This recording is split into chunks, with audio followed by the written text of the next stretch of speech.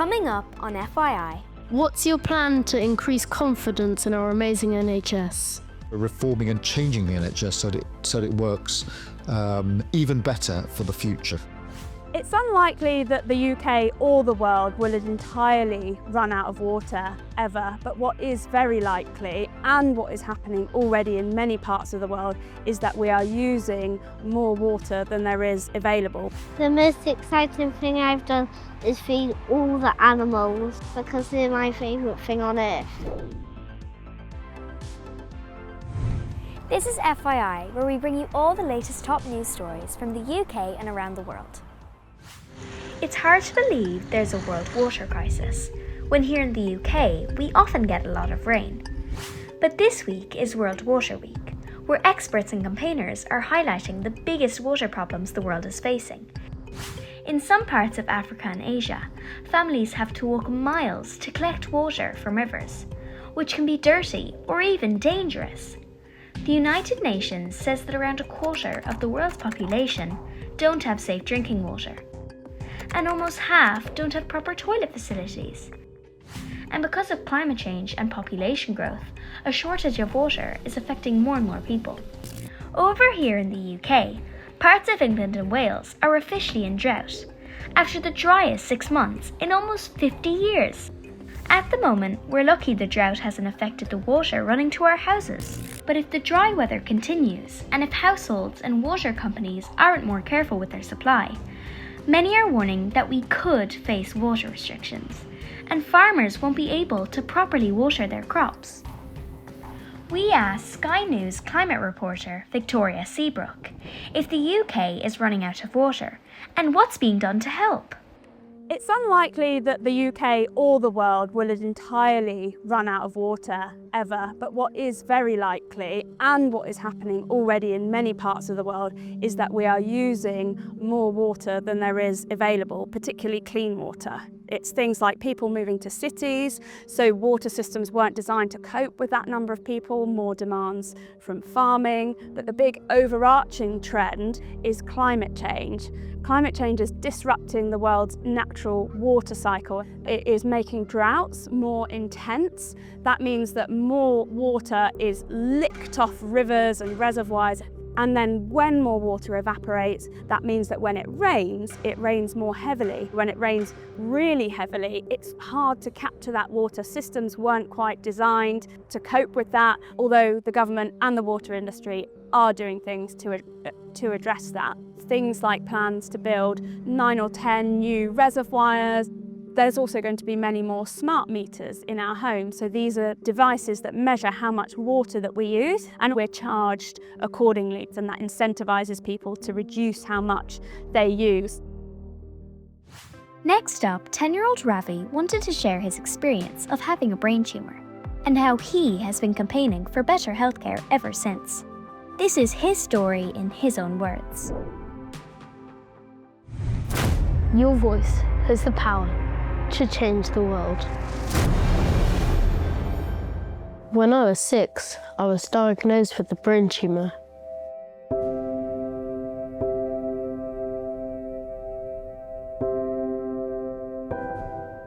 At first, my GP thought it was something else. It was only after lots of different appointments and going privately that we found out what it actually was. I didn't really understand it. I just knew it was scary. After 10 hours of brain surgery, I was left with side effects that might never go away. When I got home from hospital, I felt frustrated and angry. No one explained how long recovery would take or how many different doctors for different things I'd have to see. I didn't feel listened to. Before surgery, the left side of my face didn't move properly. It's called facial palsy. After surgery, it got worse. I didn't want to look at myself or have photos taken because I thought I looked really ugly. Things started to change when I found an amazing NHS facial palsy clinic, joined a football team, and got back to school properly.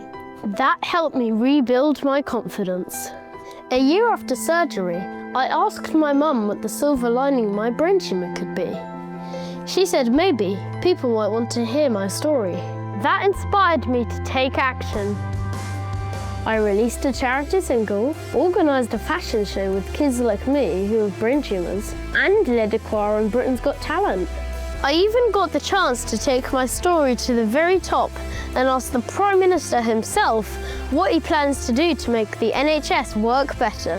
What's your plan to increase confidence in our amazing NHS?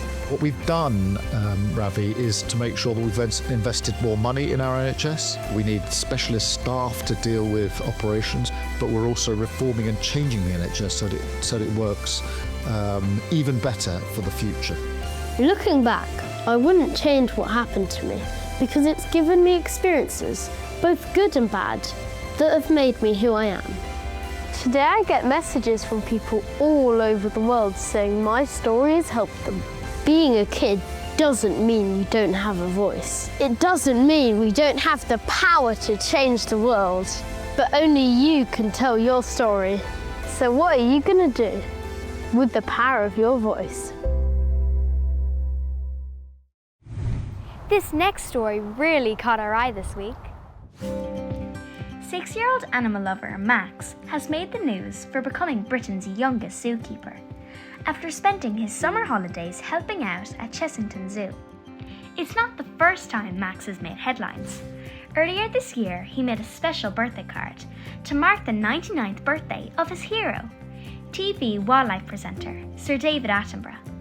Max spent hours after school researching and drawing 99 of Sir David's favourite animals. His drawings went viral and he ended up receiving a letter of thanks from Sir David himself. With his passion for wildlife and conservation, Max definitely seems to be following in the footsteps of his hero, and he's really impressed the zoo staff with his animal knowledge. I settled into my new job really well. Some of the jobs I've been doing as zookeeper is feeding the animals, making sure all the bugs are ready for them. The giraffe's tongue is black or light purple or dark purple to make sure it doesn't get sunburned. The most exciting thing I've done is feed all the animals because they're my favourite thing on earth. Nice job, Max!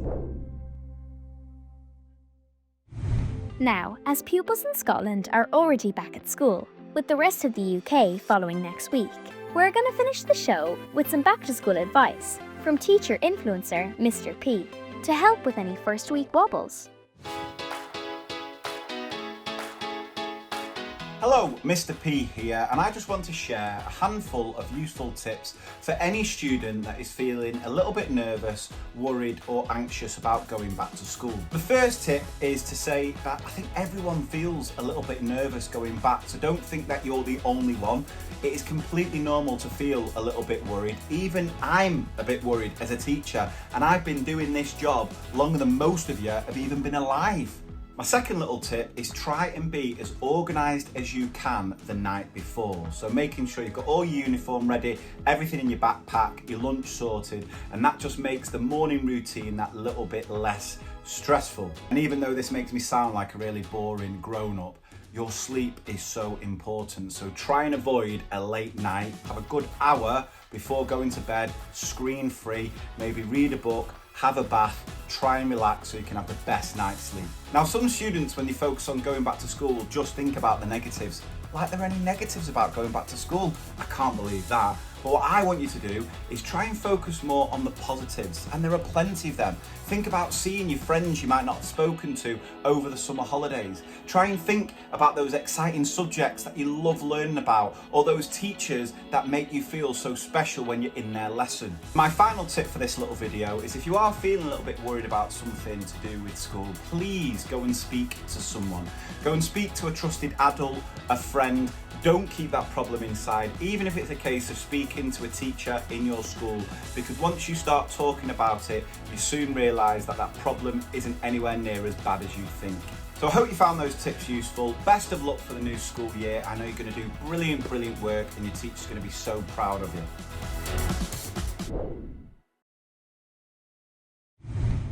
That's about it from us this time. But we'll see you next week for more of the latest top news. Bye!